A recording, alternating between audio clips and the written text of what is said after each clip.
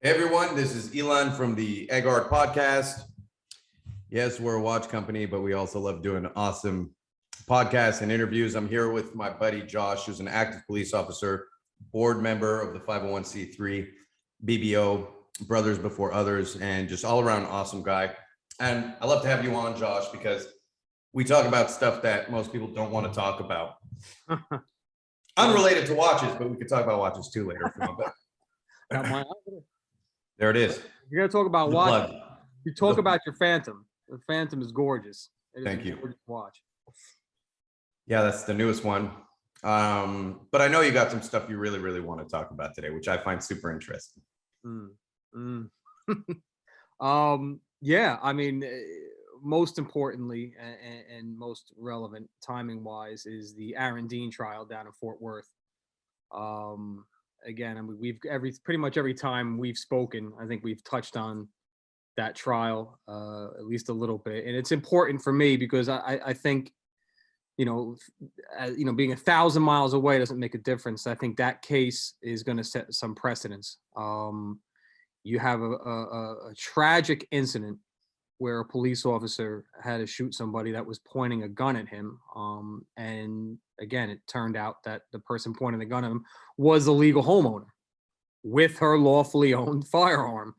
So you don't question her motive, but at the same time, you really can't question the cop. I'll go Can through you it. wait? Can you give the rundown of the entire events for people? Yeah, I was just gonna say I'll go through it fast, just so to catch everybody up. Aaron Dean, Fort Worth PD received a call about midnight from a neighbor who observed their neighbor's front door open with the interior lights of that house on, which to them was odd.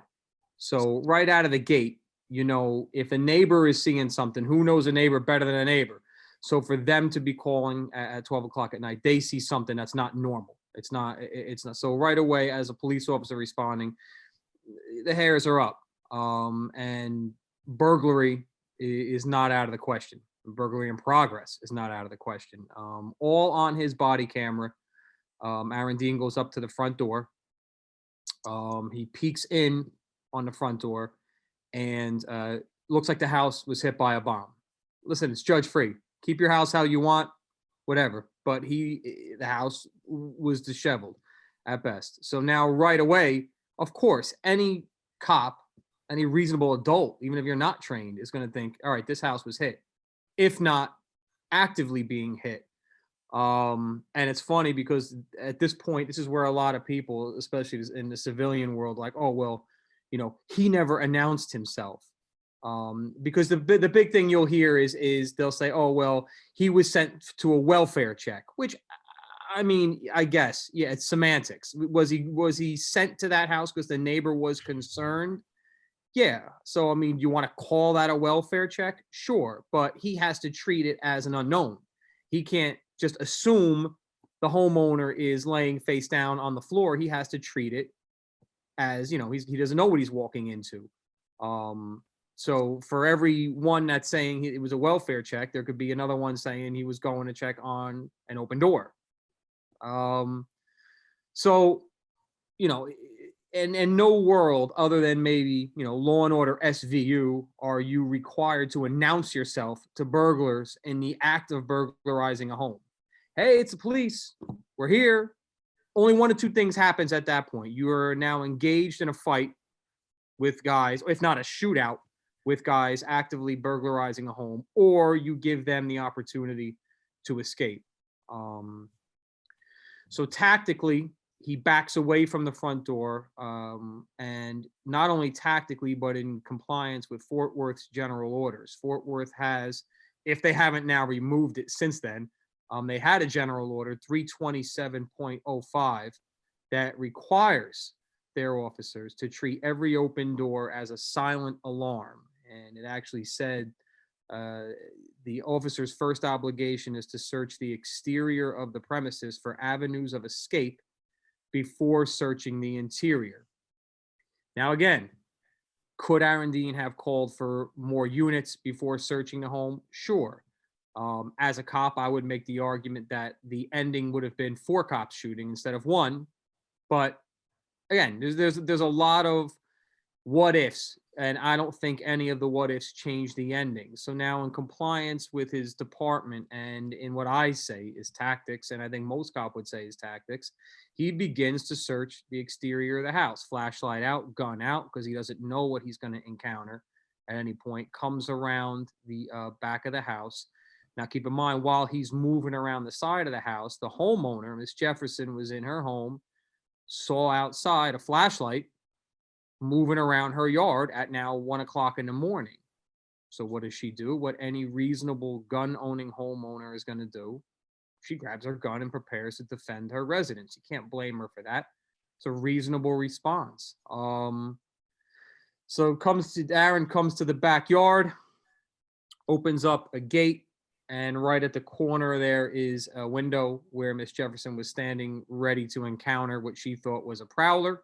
So she was standing with the gun pointing at the window. Aaron comes around that corner, is met now by somebody standing at the window pointing a gun at him, and almost simultaneously from, he says police dropped the gun, and it's, a split second after he says that, he fires and kills her. What I said, I had gone on Harris Faulkner. She had a town hall on Fox, and this is going back now almost right after that incident had happened, and a couple of us from the charity ended up getting on there. And I had said then, and it still rings true, that every crime is a tragedy. Not every tragedy is a crime. And I know. I don't know, because I've never had a family member of mine shot in their own home, but I can imagine the need for some kind of closure, some kind of justice, some kind of explanation to the family of Miss Jefferson. I can understand that need, but it doesn't mean that Aaron Dean is a murderer. And again, from the civilian side, I say it as non-judgingly as I can judgingly say it. I don't expect any less, especially in 2021. Am I surprised that he's sitting as an indicted murderer, on trial now, fighting for his life? No, I'm not shocked at all. Not from this civilian population now. No. Am I surprised by the way his department responded?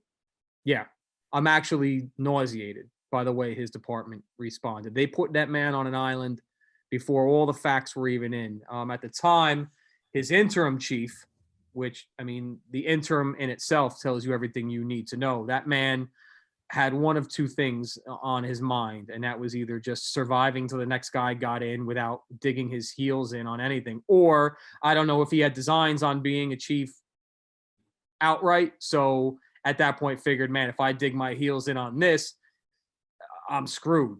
Politically, I'm done. Professionally, I'm done. And based upon the non-violent burning protests, how did CNN describe it? Mostly peaceful. Yeah, mostly peaceful. As they're standing in front of the headquarters. We're watching this fire, but these are mostly peaceful. I don't know how many buildings. They tried to set the CNN building on fire. It wasn't even. Yeah. I don't know how many buildings exactly have to burn before it's not mostly peaceful. But they had him fired even before he resigned. And again, listen, you know what? I sit there and I say, I wish the guy never resigned, but it's easy from my seat. I've never been indicted for murder or been, threatened at that point. Before, when he resigned, I don't think he'd been even arrested yet.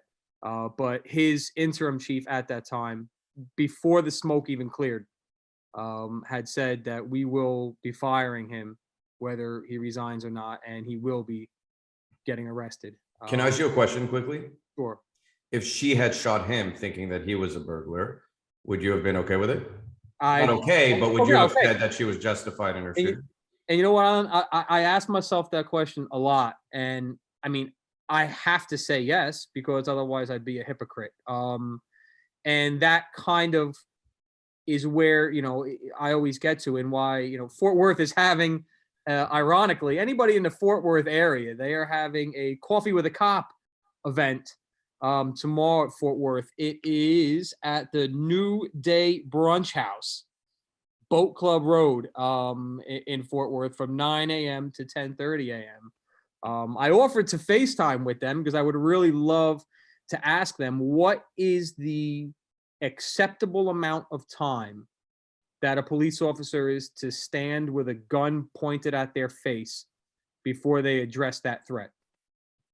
So that's a question people in the comment section can answer. Let's see what they say. 1 second, 2 seconds. I mean, how long are you as a uniformed police officer in the performance of your duty, the lawful performance of your duty at a job that you were sent to, not something that you were looking for, not something that you initiated.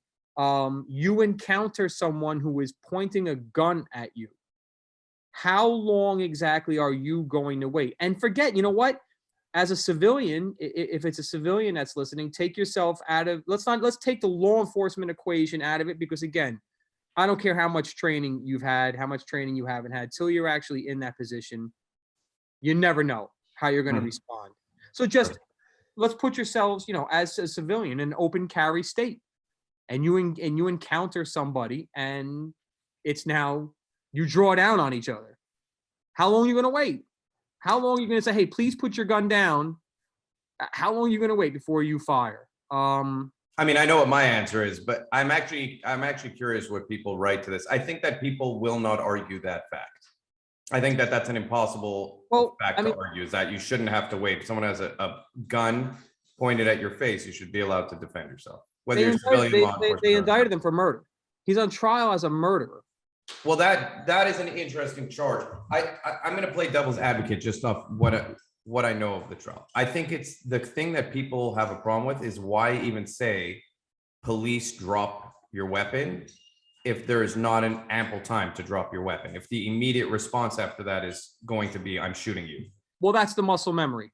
That is the muscle memory. And it's funny because not funny, but I was watching, there's an older video of a New Jersey State Police shooting, where it was on the Garden State Parkway, and the trooper he stops the car on the left lane, or on the left shoulder rather, and then the guy's car won't start, and he's looking to give the guy a ride off the turnpike. I mean, I'm sure he's going to write him for the speeding violation anyway, but he's just looking to get the car off the left shoulder because now it won't start, and get the guy off the parkway. And he ends up offering the guy a mask. The guy's sitting in the back of his car. He ends up offering him a mask. And when he opens the back door, it turns into a fight. And the guy, knocks a trooper over and goes back to the troop car. And now he's going to jump in the driver's seat of the troop car and take off in that. So the trooper is now fighting him, pulls him out of the car. They're behind the car now, still fighting. The trooper is still saying, get out of the car, get out of the car. So it's that muscle memory. Of course, guy's not even in the car anymore. The problem is, in any high stress situation, your brain isn't really working properly. If there's a gun pointed at your face, you might just say something and shoot, just no matter how well trained you are. You could be the best trained soldier in the world. Real world adrenal stress responses are not trainable, because you can never recreate those environments those situations until you're in them. There would be no plausible way to train a police officer for that exact situation, other than putting them through that exact situation with the actual threat of their life being ended every time. It's just not possible. It's like a martial arts kind of thing that people argue about, where it's like, how do you prepare for a street fight? I mean, you could do all the Brazilian jiu-jitsu in the world. The reason Brazilian jiu-jitsu did well for fighting is because you actually spar. Right. Versus a lot of martial arts where you don't even spar. But even that does not really prepare you for the unlimited amount of variables that occur in a street fight, which is someone picking up a crowbar and smashing your head in, someone grabbing your eyes, these are things that you do not account for, and you can't really train for them because you can never resist someone who's in training who's doing that, because you have your eyes ripped out, or my dog is just making an absurd amount of noise right now. That's right. She's just wandering around the house and shaking herself, doing all those moves. And in the sparring, I mean, there's a lot that's learned in that environment, not just how much pain you can tolerate or the getting used to that kind of pain. It's like they always say, the first time you're hit in the face shouldn't be when you're in a fight for real. Mm-hmm. But the other thing, like you're saying, is that threat of your life, it's really not there, because you could tap out. And you the tap out and you know the person's not with, there to kill you. You know they don't have a knife and are going to pull it out and stab you. Their friend's not going to come with a baseball bat, smash you in the back of the head. So it's a completely different, and same for a police officer who's training in a range, who's training, going through, close quarter combat training. It's totally different than when you're actually there doing it for the, like, and that's probably the first time that he's been in that exact situation with those exact variables that he's had to shoot that quickly. And it's funny. The judge had put a gag order on all the parties involved shortly after he was indicted, and the trial was set. Trial got delayed. I know it was supposed to start the end of November, and I don't even know if they've gotten through jury selection or if it started yet, where they're at in it. But the judge, going back right after he had been indicted, shortly after, he put a gag order on everybody. Yet somehow the PD was able to release Aaron's interview video from his application, from when he was an applicant. And of course, they play the question that every police officer, active and retired since time immemorial, has been asked. And it's always some version of, would you be willing or capable of, however they want to word it. It's basically, or do you think you're able to take a human life if the job required it, if the situation required it? And like I said, it's always worded differently. And every cop answers yes in some form. You have to. No is an immediate disqualifier. If you're, that is, an unfortunate reality of our profession is that I'll be honest. Sorry, it's a stupid question because every human is capable of taking someone's life. Every single human, under the right circumstances. We're all capable of murder. We're all capable, or self-defense or whatever you want, killing. Right. We're all capable of it. And they played his video and they made it like he said something so egregious. And that's, again, like, I wish I would open, man, I wish I was in the Fort Worth area. I'd go there because that's one of those questions. I want to ask them their own personal opinion, how long they would wait. I'd have to first identify myself because I feel like that question would probably get guns drawn in my face immediately if I sat down at a table and said, hey, how long would you wait if somebody pointed a gun in your face? Like, I probably have to say, hey, listen, before I ask this question, let me lay this out. That would be one. And I don't know. It's just. But so here's the thing. I think you touched on it earlier. When people have trouble with tragedies that occur, when there's not someone to blame, I think that's a very, very hard thing, especially when they see something that is preventable along the way, like him having called out, even though your reasoning for it is completely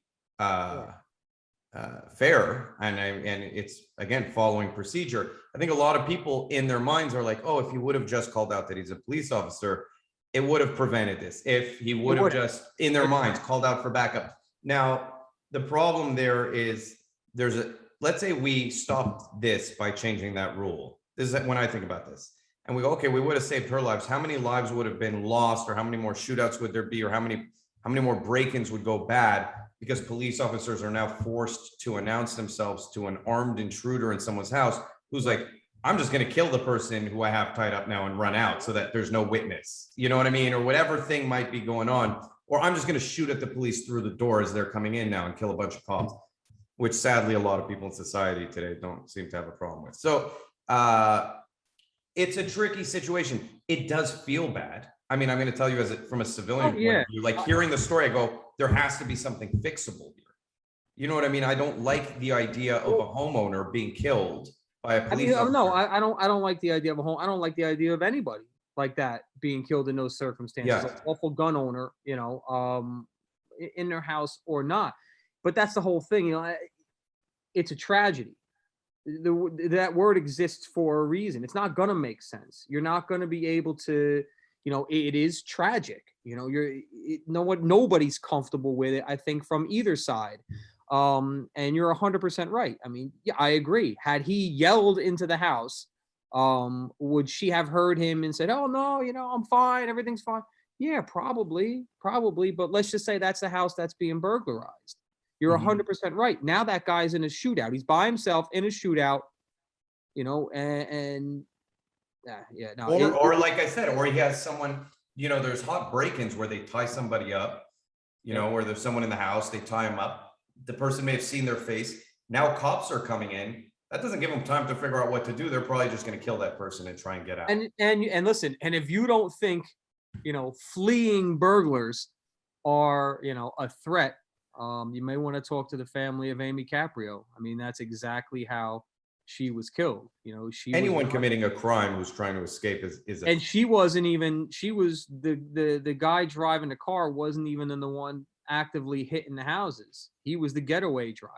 He was just waiting. Yeah. And she happened to encounter, the car was called in as suspicious. And, he was in the process of evading her just to get out of there. And he just clean ran her over. Yeah. So, the incentive to not be arrested is a powerful incentive. People will do whatever it takes to get away. My question to you is, as a police officer, do you see anything to fix in this situation? Do you see anything that could have, policy-wise, is there anything? I mean, I think that's all people want when they hear someone died. It's hard. The short answer is no. Especially when we go in a direction of how, like, even active shooters, the direction that law enforcement is going in is in those kinds of situation, a more aggressive. It used to be like with an active shooter, and you saw this really come to light after Parkland. The idea of stage, set up a perimeter stage and let's wait for SWAT to get here and go. No, the training is, I don't care if you're there by yourself with nothing but your 9mm, you go in and you address that threat. It's no longer stage and wait. So to come up with a policy now that would take Fort Worth PD specifically, using their example, to come up with a policy that just brings them backwards into no, I don't. Again, it's sad. The fixable is, I don't know. I mean, where does he go differently? Again, sorry. So we say he can't yell in the house. He can't, because he doesn't know what he's yelling into. Could he have waited for more units? And like I said, if he had waited for more units, hey, maybe she comes out by then. Maybe she comes to close her front door and he sees her, then he encounters her. Maybe not. If he waits for more units and they all stack up and it's 3 of them going around the backyard, again, like I said, I think you got 3 people shooting then, because they're all going to do the same thing. They're going to come around the corner, and whether or not they actually see the threat themselves or reflex off of somebody else shooting, they're all going to shoot. So I don't even think waiting for other units would have changed that. No, man. I mean, I'm trying to think. I mean, I don't know. I think that a lot of the policies that are in place because of things that have happened that said, okay, the way to deal with this is to put this policy in place so that it doesn't occur again. Of course. So I'm sure that not yelling into the house exists because police have yelled into houses and it's gone bad. Yeah, I mean that's it. I mean, the title of that general order was open doors. And so you're 100% right. That open doors policy, the policy of not entering the home until, I mean, think about it. Think about their exact wording, about, searching for avenues of escape. What are they saying about that open door? They're saying that with that door being open like that, you better assume that there's something bad going on in there, or could be something bad going on in there, and someone might try to bounce from that location. It 100% has to exist because of something that happened. I mean, you're 100% right. That's, all policy, comes from somebody. It's like the old picture of, what's the one actor?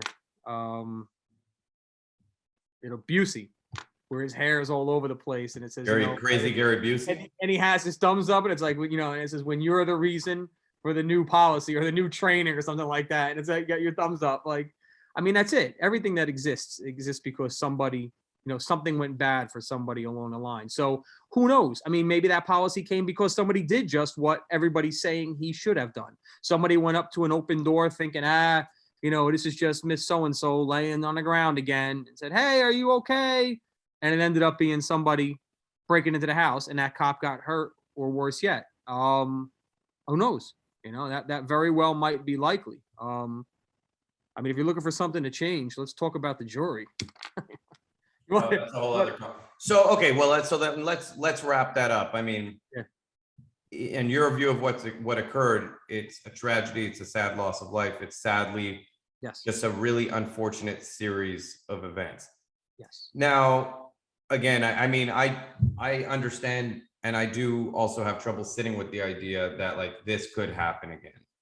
Mm-hmm. And it's almost not preventable. Again, it's someone doing what they're supposed to be doing in their own home, and a police officer following procedure, and it could end up in both of them being killed. I mean, she could have just as easily shot him thinking he was I think for me, you know, as a police officer, as you know, somebody that's sworn, I think a meeting at a table has to start. If that conversation is going to happen, if we're going to sit at the table and say, hey, is there something we could have changed that could have prevented that? I think that conversation happens when the civilian side says, hey, you know what? This guy's not a murderer. I think when they can acknowledge that Aaron Dean, based upon his actions, based upon what went down, is not a murderer, I think then you're at a table with like-minded people. Like, hey, like you're saying, like, all right, circumstances are what they are, but you know, there's got to be a way we can avoid this in the future. I mean, murder makes no sense. He clearly had no incentive or motive to kill. Murder. Listen, and I know it makes people go crazy. Murder makes no sense in the Chauvin trial. Chauvin, they found him guilty of murder because those jurors knew, as they sat there deliberating, that if they came back with anything other than guilty on everything that was in front of them, that building would have burned with them in it.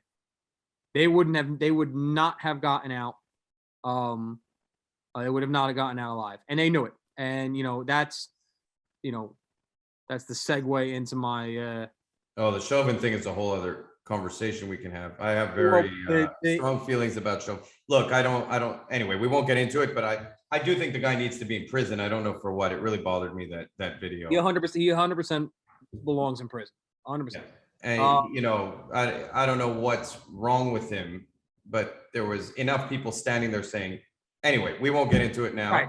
Yeah. We have had this conversation. I agree. I don't know if it was murder because I again, based on all the data I could see, it looked like he was going to die regardless, which makes it maybe manslaughter, which makes it gross negligence. I don't know what it makes. It was more his inaction than it was his action. Yes, he should have immediately look, if I have any form of empathy and I'm a police officer, and this guy's saying I can't breathe, I have to some degree an obligation to immediately call an ambulance. That should be step one, even if he's committing a crime. Well, here's the thing.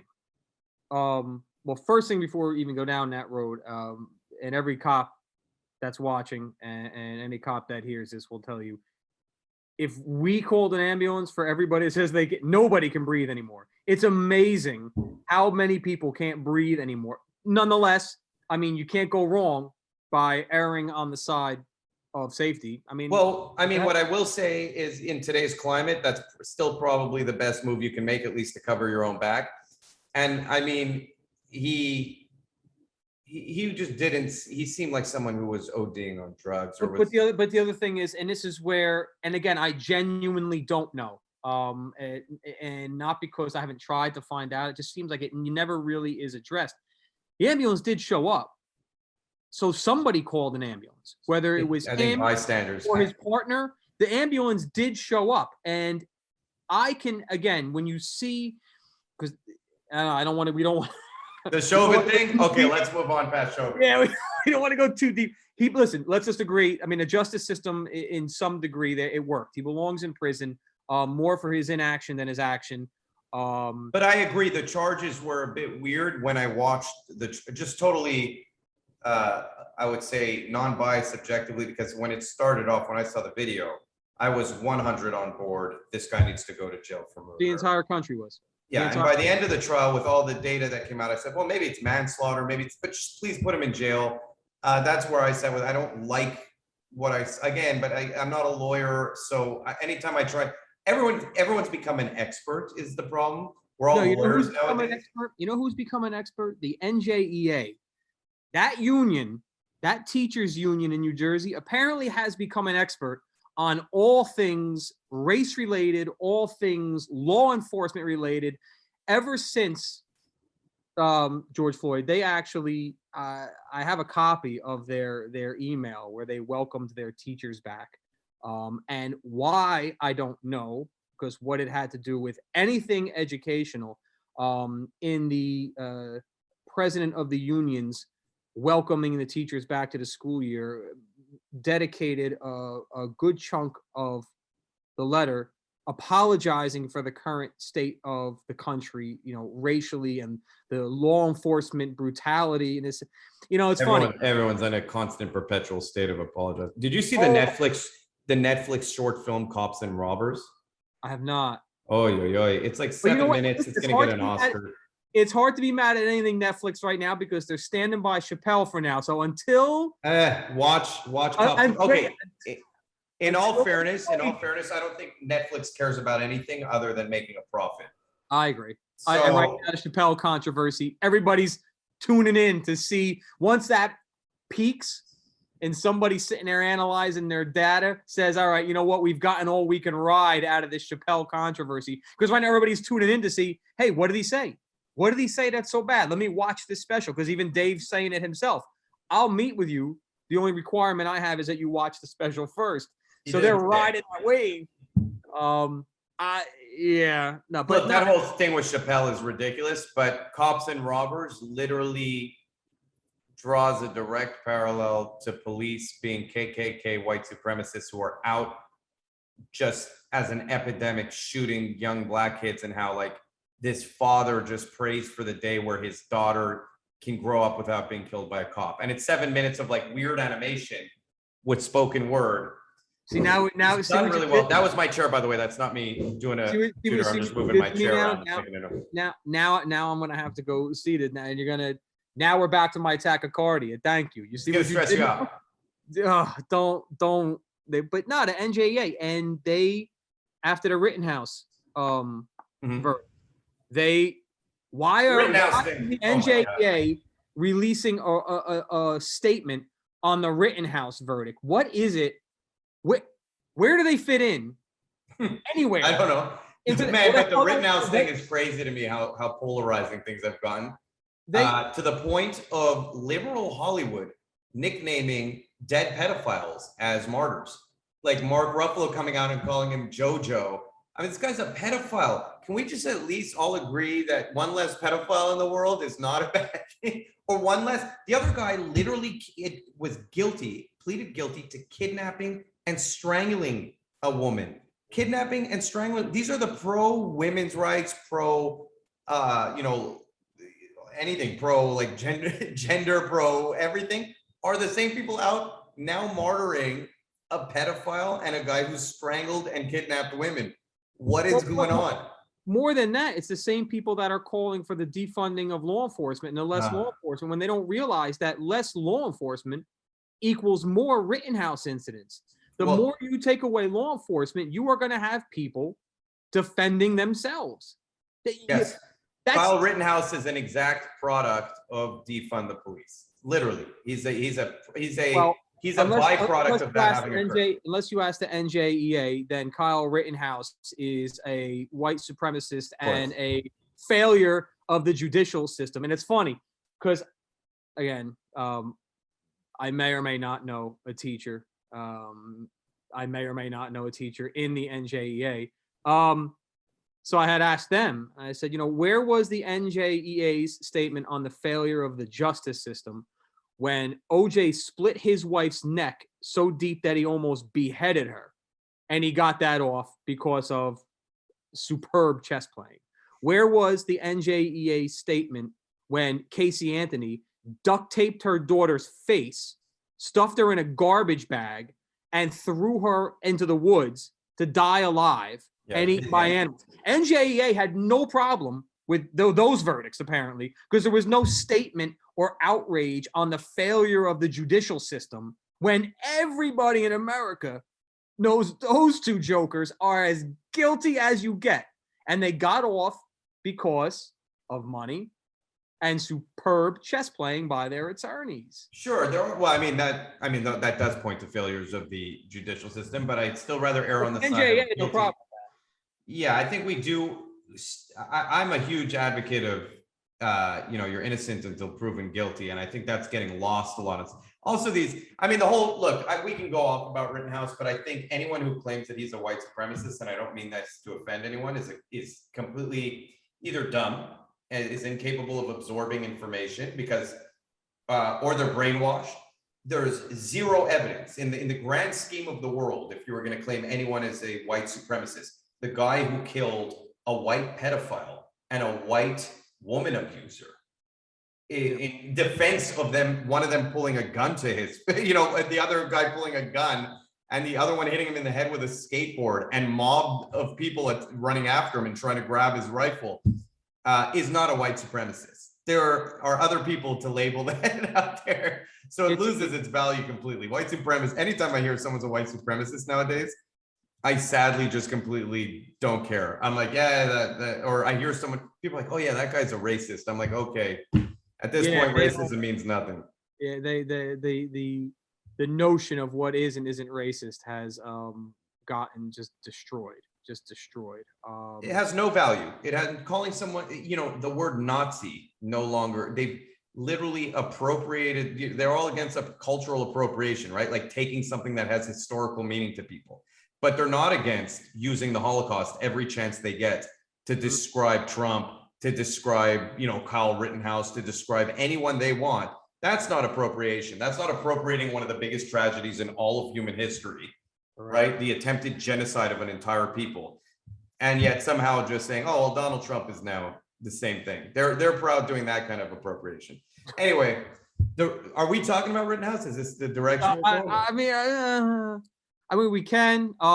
Case here. I'll sum it up real simple. Self-defense. The jury did the right thing. The judge did the right thing. He killed a pedophile. He killed a person. And I hate when people are like, well, that's not a reason to kill people. It doesn't matter what their history is. Okay, it has nothing to do with their history. They were trying to hurt him. Right. And he was there. The same thing. And then, I think where as deep as I go into Rittenhouse is as deep as I go into Ahmaud Arbery. I think the justice system worked in both of them. I'm very happy that the guys who killed those guys murdered that guy, and I don't even care. And listen, here we go. Now you want to talk about something that looks like white supremacy. I mean the visual of those guys riding in a pickup truck with the shotgun. I mean that was some 1950s, 1940s. Finding shit. A black man just jogging. I mean, listen, and I don't even care if they knew he was breaking into the house to get, copper or tools or whatever. I don't care if they even knew. You're not the cops. Mm-hmm. Did you learn anything from Trayvon Martin? You're not the cops. You see something, say something. Call it in. Even if you saw him take shit. Okay, keep eyes on them, keep updating the police, and when the police get there, they'll deal with them. Because at that point, you are nothing more than civilians attacking another civilian. And I don't blame Ahmaud at all for trying to grab that gun. Fuck you. You're going to try to kill me? That was racism, in my opinion. And I'm not one to say something is racism. There was definitely some racial elements at play. 100%. The justice system 100% worked. And, I was nervous. Before that one too, the other way, those guys rightfully deserve prison. And it worked. The justice system worked for Rittenhouse and it worked in that trial. And now, we're to the Aaron Dean trial. And I know we had talked about it briefly the other day, this gets to the whole jury of our peers, discussion, and I genuinely don't believe a police officer is capable of having a fair and unbiased jury of his peers. I mean, really, you talk about that, what does that really mean? What does a jury of our peers really mean? Is a 12 blue collar workers from all different walks of life that have never had any kind of law enforcement experience, that have never been in that kind of a situation, like you were saying before, even if you've trained for it, have never been in that kind of a situation, are they really a jury of peers for a police officer that had a gun pointed at his face? I don't think they are. I mean, you see a lot of other, and I know the knee jerk is going to be, wow, yeah, if cops judge cops, nobody's going to get found guilty. All right, slow down. I mean, you see it a lot. Congress tries Congress. Doctors answer to doctors. Not criminally, though. Military answer to military. Military have military courts. Here's my question about doctors, though. I mean, like, if a doctor went in, let's say, killed someone on the table, right? And people thought it was, I'm taking a potato chip here. And people thought it was murder. All right, so now before we both got tachycardia, you're deciding to go with potato chips and I go with beer. So how are either of us really? Alcohol makes my heart go crazy. Maybe I should stop that then. That's probably a bad. That would be a bad decision too. Alcohol is the cure for all ailments in the world. I'm kidding. Alcohol can be a very bad thing, but it's also nice to relax sometimes. I don't judge anyone. All right, judge for you. So I'm sorry. So go ahead. You're saying I'm eating potato chips. But let's say there was a doctor who killed somebody. They would get all types of people to be the jury, and they would get expert witnesses in to explain and educate the jury. But Elon, a lot of times it doesn't even get that far. It doesn't even get that far because they would be, their cases would be, because again, a doctor never really kills anybody, right? Even though there are 250,000 on average, 250, look it up, I'm making it up, 250,000 on average malpractice deaths per year. And I think the number, it's somewhere like in a quarter of that range, is directly tied to unnecessary surgery or error, doctor error. By the way, I mean, this is personal, but that happened to my mother. I won't get into details, but doctors really screwed up with her. And my father. My poor father went through terrible surgery, almost died. They didn't tell him what really happened. They lied to him. And then a year later, the very thing he went into surgery for was actually worse, and he had to go get another surgery. And without forcing you too deep into that story, did either or any of the doctors involved in that ever see a courtroom? No. There you go. That's my point. I think a lot of there is a difference because there's a lot more insulation for doctors. There is, right. Doctors are heavily protected. You brought up something earlier, which was great. You said, the presumption of innocence. Police officers, there is no presumption of innocence anymore. And I've seen it. I've only been street side for 15 years. I worked in a jail before that. The streets, and even in my short time, I can tell you that there's been a tangible difference. You walk up to a car just for an average traffic stop, the presumption that you are on some bullshit, that you're stopping them for some, it's easily half, split down the middle, 50-50. I mean, people right from the gate are just assuming that, and I had a lady just the other day kept referring to me as you people. Who is you people? White people. I kept trying to explain to her, this is, you people keep harassing me.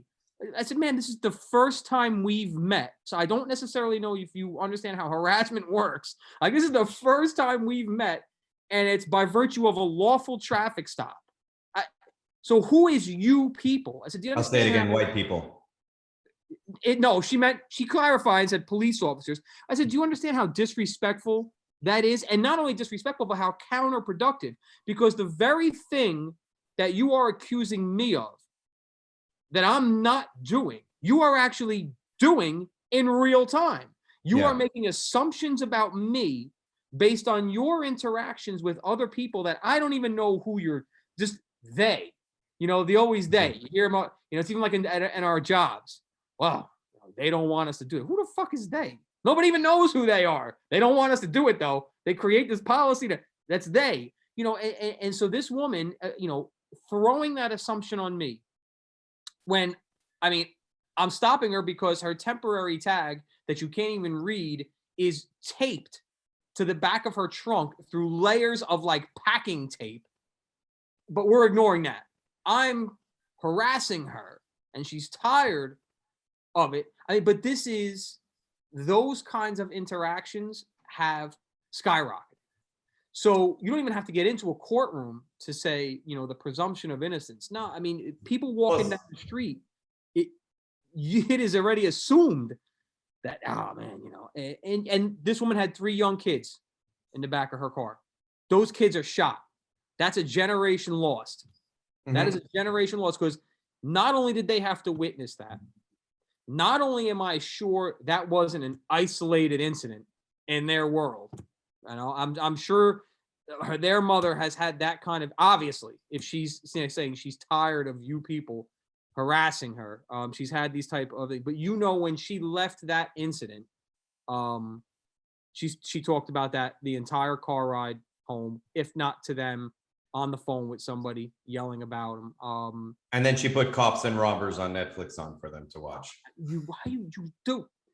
You see, I'm gonna have to get my pulse ox now and check. I'm not gonna watch it. You have a pulse oximeter? Does your O2 saturation drop when you have a high heart rate? Actually, it's weird. It goes up. It's normal. You know why? Because your blood is hyperoxygenated because it's traveling through your body faster. Of course, your O2 sat should go up unless because think about O2. Anyway, now we're going off on a really weird tangent, but O2 saturation would be a product of low transfer of oxygen through. But my O2 does get down in the low 90s, which, I mean, again, if waking up, I could see maybe, because if your heart rate is, in a healthy state, low, it's normal when you're tired to have a low O2 saturation. For those people watching, these are important notes.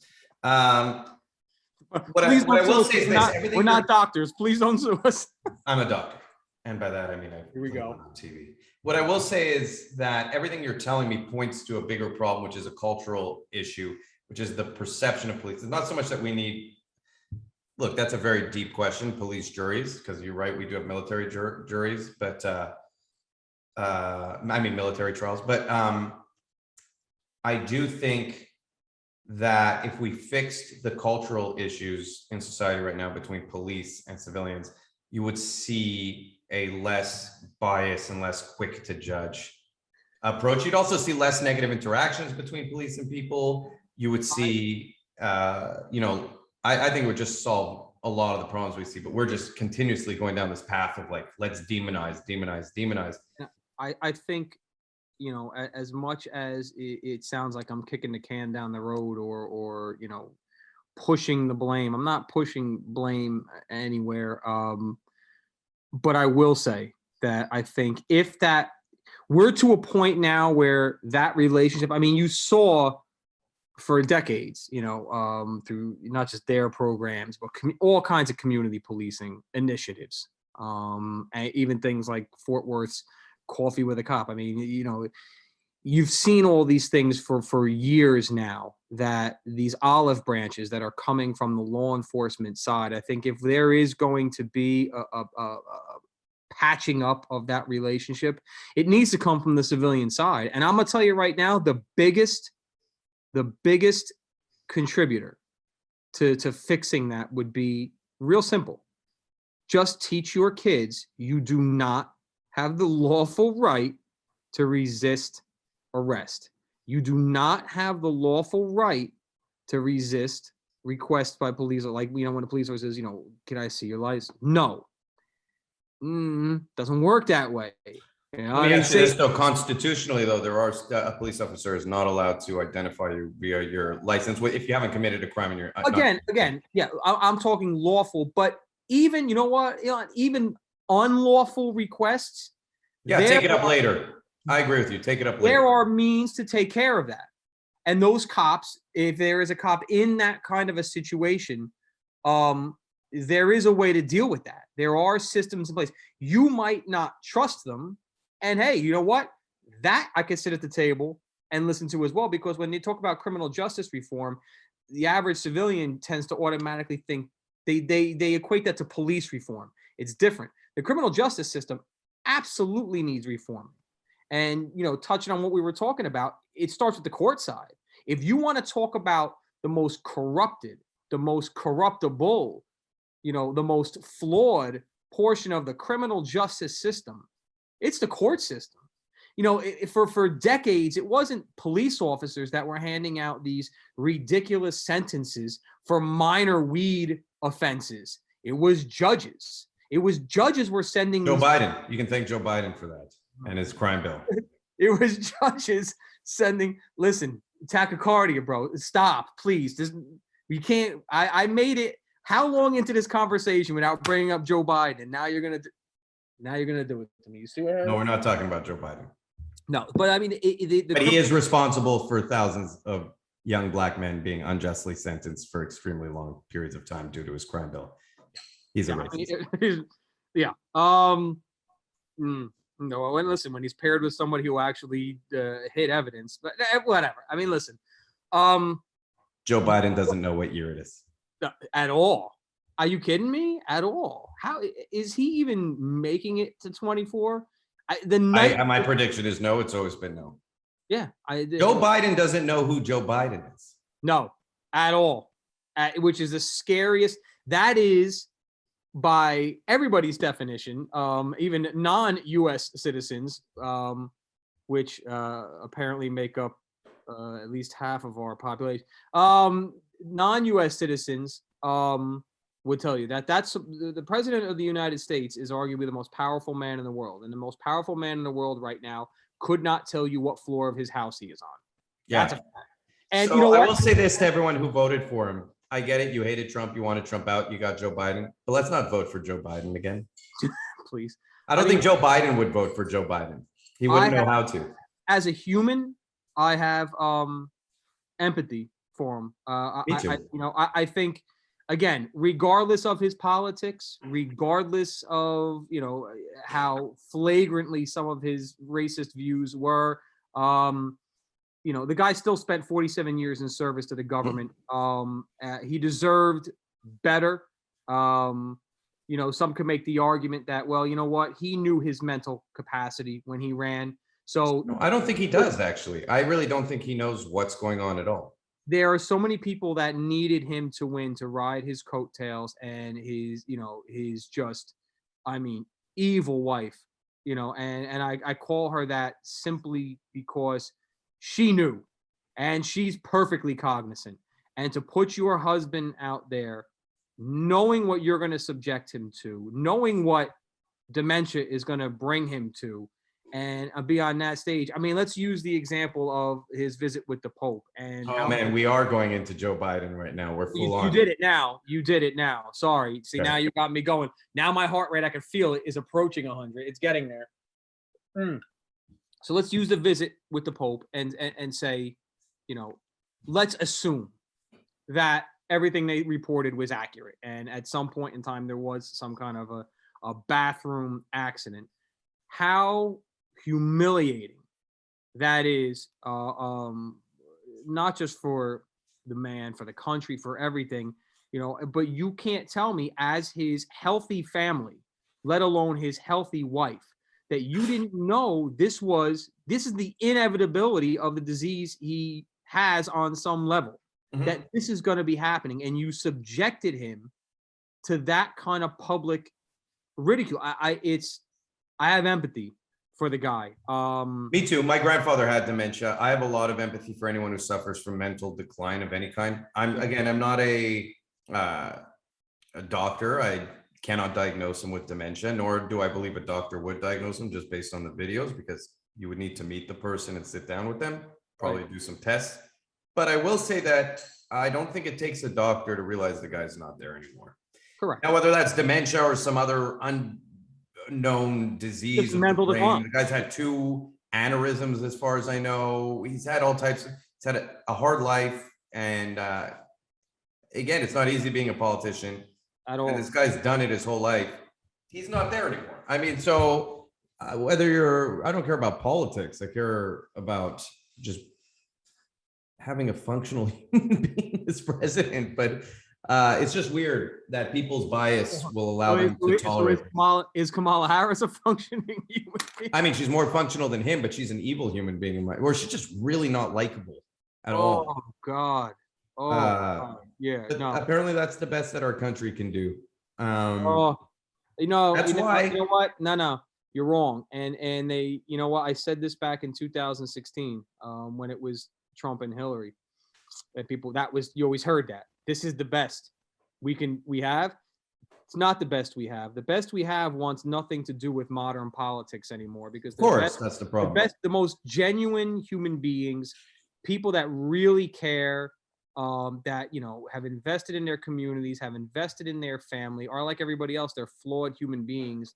They've made mistakes in their lives, and now they have to sit there and say, "Listen, I've done all this good. I could keep doing all this good on the low level that I'm at right now, without dragging my family through the embarrassment that the hyenas are going to do." So they stay out of it. The best will never run. To the people that run for president are the most arrogant, the most power hungry, because they have to be. They have to be, like you had said in regards to Biden. I mean, being a politician is not an easy life. Oh no, you need to be a power hungry person. And on that note, I'm running for president in 2024. So it's not the best we could do.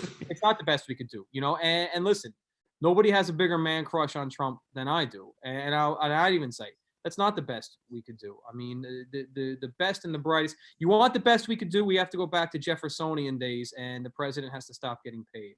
Or we just stop giving so much power to the federal government, which I'm surprised is such a controversial issue. Again, I don't care where you are politically, having more state power is going to, like allowing local governments to have more power than the federal government is going to allow you, regardless of where you sit politically, to have more control over your neighborhood, your environment, your the things you actually care about. Just hoping everything just gets like locked up at the higher levels. It's just all bureaucracy. The money gets wasted. So the Wuhan vaccine. Glad you brought it up. Oh man. So this has to end soon because people have a cutoff. They won't watch more than yes. Well, then I'll listen. We won't even discuss it. All I want to do, I'll ask you, and I know it I don't expect an answer because there is no answer, because the answer is that they're wrong. But I'll ask you and anybody else watching. All right. If we all agree, let's start with what we agree on. We all agree that the Wuhan virus is real. We all agree that the effects of the virus, especially to those with pre-existing conditions, can prove to be deadly. Yes. We all accept the fact that the vaccines work and they are effective in offsetting some of the side effects and minimizing the potential of death. We all agree that. We also all agree that the vaccine does nothing to prevent the contraction or the spreading. I can be fully vaccinated, still contract COVID, and still spread COVID. So, with all of that, can somebody explain to me in a way that makes sense why me or somebody else choosing to not get vaccinated is somehow socially irresponsible? If I can contract the vaccine and spread the vaccine, whether I get the virus, you mean? You could contract and spread. If I can contract the virus and spread the virus, whether I get vaccinated or not, how is me choosing not to get vaccinated affecting anybody other than me? I don't know if you watched the video I put out on this. I put out 2 videos on the vaccine and mandates, and I'm quite passionate about it. I think vaccine mandates are the most ludicrous thing ever. Well, here's the parallel I'll draw. And then, like I said, you're right. We'll end it because we're well over people's threshold for the tolerance for our nonsense. I look at it like seatbelt tickets because I oh yeah, you wanted to talk about this. I was going to save this for another day. It's a cool discussion. It's quick. I don't think vaccine mandates are. I see the purpose of them in regards to our children. Because listen, I'm not an anti-vaxxer. My kids have had vaccine cards. I've had a vaccine card to go to school. I'm not an anti-vaxxer. And the way I look at it is like a seatbelt ticket from law enforcement. Do I personally, there is a law that says you need to wear your seatbelt as an adult while driving a vehicle. And in 15 years of me being street side, I've never written a seatbelt ticket. I have discretion. with that. And, you know, I caution people. I could tell people all day long about how seatbelts save lives. There's data on that wearing a seatbelt can save your life. If you, as the driver of a car, want to become a human projectile in a car accident, that's on you. I don't care. The only person wearing a seatbelt is helping and hurting is you. Except I stop you and you got a 3-year-old kid rolling around the back seat that should be in some kind of booster seat, safety seat, or in a seatbelt. And you, as the adult, are responsible for that kid. That's a different scenario. So if you give me you bring up the vaccine and you say, hey, this could help your children and minimize the potential, like, hey, it's deadly to children. But it's not. But the virus is not deadly to children. I know, but I'm saying, like, I can have that discussion. I'm open to that discussion because we are responsible for our children. But like you said, in order for that to happen, you have to show me the necessity, and they haven't. They've fallen well short. I mean, they've admitted that the statistical chance of myocarditis, or whatever it's called, is higher than the risk of mortality from contracting COVID in a child.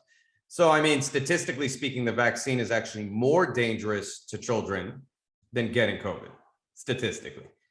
But they don't want to look at that. I mean, look, I won't get into it. I think if you want to get vaccinated, get vaccinated. If you don't want to get vaccinated, don't get vaccinated. Correct. I don't think it's any of my business, because if the vaccines work, like everyone says, then you should not care what anyone else does. That's like saying I've got a vaccine that stops me from getting the common cold. The common cold I just won't get it. Right. But you all have to get the vaccine too. Well, it's like, well, wait a minute. If it stops the common cold for you, and I want to get the cold, and I don't want to take the vaccine, why do you care? It's like, are you that? But that's it. They try and re-rationalize this stuff. Well, it mutates. I'm like, well, it obviously has. My dad's a bioengineer, has a PhD in bioengineering from Johns Hopkins. The virus can mutate in someone who's vaccinated because they can contract it and they can have a high viral load, just like the CDC admits. An equal viral load was detected in people who were vaccinated and unvaccinated. So the chance of mutation exists there equally. I mean, it doesn't make any sense. None of it makes sense. Yep. I don't think they're trying to make sense. And no, I don't think they need to. I think they just say something and people buy it. They're like, one day it's okay to wear a mask and it's good and it's healthy for you. The next, or no, because they're running out of masks and they're back on the mask thing. Then vaccines will work and we won't have lockdowns. Now vaccines don't work and we do have lockdowns again. Luckily not in Florida, but like in Australia, somehow it's okay to like go into your house for the military. And the population of Florida, I mean, if the population of the United States is 380 million people, and by 2024, the population of Florida is going to be 365 million. Everybody is just moving to Florida. Because people, regardless of where they sit politically, appreciate freedom when it really comes down to it. So right. Don't be so quick to give it up, people. Egard watches. www.egardwatches.com. I listen, I meant what I said when I opened up, and I even told you before that Phantom, for anybody listening still that has put up with our nonsense, that new Phantom watch is gorgeous. It really, really is. Yeah, so definitely go check them out. Thank you for watching, everyone. Like and subscribe, because this will be shadow banned.